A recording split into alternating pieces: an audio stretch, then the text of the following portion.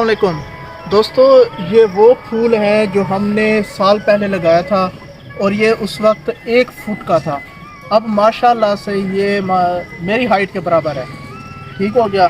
तो पौधे को अगर वक्त पे पानी दिया जाए तो उसकी ग्रोथ बड़ी अच्छी हो जाती है। फूल भी बड़े खूबसूरत तरह के खिलाते हैं। अगर फ्रूट वाला है तो फ्रूट भी अच्छे देना शुरू कर देता है।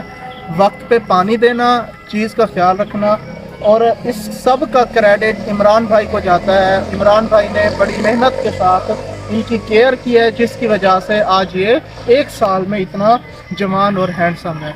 अगले साल इसको देखेंगे, ये बिल्कुल रेड होगा, इतना होगा कि इसमें से आप दर्जन के हिसाब से डेली के फूल निकाल सकते हैं। निहायत ही खूबसूरत होता है। तो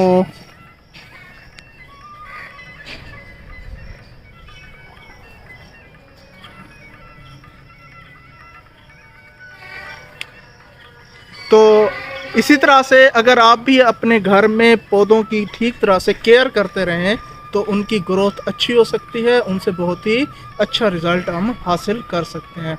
उम्मीद करता हूँ आपको आज की वीडियो पसंद आई होगी।